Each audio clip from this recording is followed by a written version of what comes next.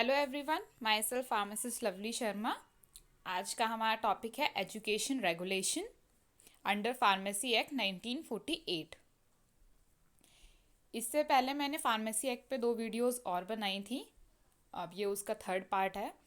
पहले first video मैंने include किया था पीसीआई अंडर फार्मेसी एक्ट, और सेकेंड वीडियो में मैंने इंक्लूड किया state pharmacy council and joint state pharmacy council under pharmacy act 1948। अब ये उसका थर्ड पार्ट है education regulation under pharmacy act 1948। तो स्टार्ट करते हैं। Education regulation form by PCI under section 10 of pharmacy act 1948। Education regulation PCI के through बनाए जाते हैं, फॉर्म होता है। The education regulation are approved by the central government. जो ईआर है वो अप्रूव्ड रहता है by the central government.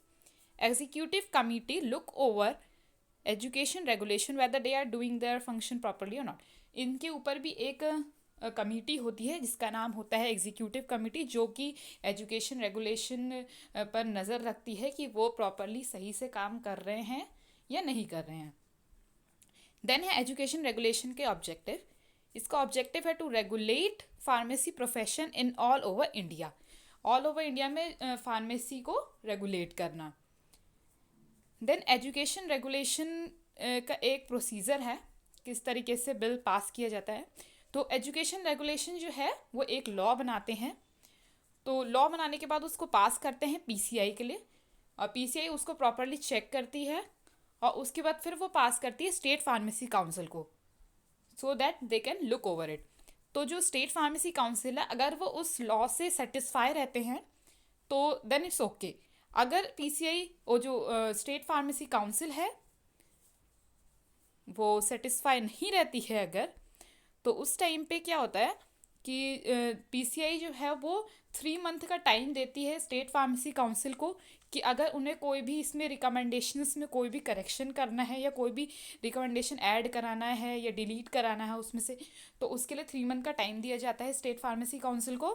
In under 3 days के अंदर इस स्टेट फार्मेसी काउंसिल को अपना जो भी न्यू रिकमेंडेशंस हैं वो सेंड करने होते हैं पीसीआई को। देन वो जो भी लॉ होता है वो बाद में फर्दर लागू किया जाता है। देन है एजुकेशन रेगुलेशन के फंक्शंस। इसका फंक्शंस है कि minimum education for registered pharmacist. Registered pharmacist के लिए क्या मिनिमम क्वालिफिकेशंस होनी चाहिए, ड्यूरेशन कितना होना चाहिए कोर्स का, जैसे कि डिप्लोमा फार्मेसी के लिए 2 ईयर्स का ड्यूरेशन है, और सिलेबस क्या होना चाहिए, मोड ऑफ एग्जामिनेशन क्या होना चाहिए, मिनिमम मार्क्स जो होने चाहिए पासिंग के लिए कितने होने चाहिए, नेचर एंड ड्यूरेबल और ट्रेनिंग। जैसे कि डिप्लोमा के बाद हम लोग 3 मंथ की ट्रेनिंग करते हैं तो वो उसका पीरियड, ये सब कुछ एजुकेशन रेगुलेशन के अंडर आता है।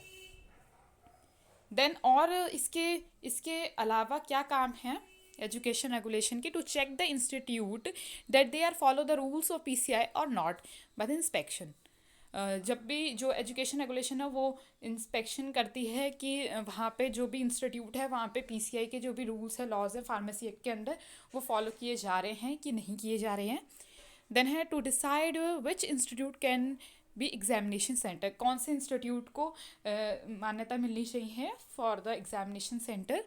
Then which college should approve for D pharm and which for B pharm. कौन सा कॉलेज इंस्टीट्यूट है जिसको बी फार्म या डी फार्म की मान्यता देनी चाहिए, ये सब एजुकेशन रेगुलेशन के अंदर आता है। To check the practical training done inside the institute is proper और नॉट। जो भी प्रैक्टिकल्स कराए जाते हैं इंस्टीट्यूट या कॉलेजेस के अंदर वो प्रॉपरली परफॉर्म कराए जा रहे हैं या नहीं कराए जा रहे हैं बाय द स्टूडेंट्स।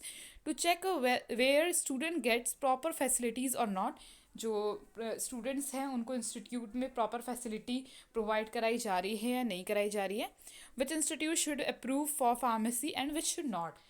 ये भी एजुकेशन रेगुलेशन का काम है कि कौन से इंस्टीट्यूट को मान्यता मिलनी चाहिए या कौन से को नहीं मिलनी चाहिए। तो एजुकेशन रेगुलेशन में बस इतना ही है। तो इससे पहले की वीडियोस के लिए आप लोग मेरे चैनल पे सर्च कर सकते हैं, और इसके आगे हम लोग इंक्लूड करेंगे अमेंडमेंट्स, पेनाल्टीज़ एंड ऑफेंसेस। और मेरे नए लेटेस्ट वीडियोस के नोटिफिकेशन के लिए आप मेरे चैनल सब्सक्राइब कर लें, and please like my video. Thank you.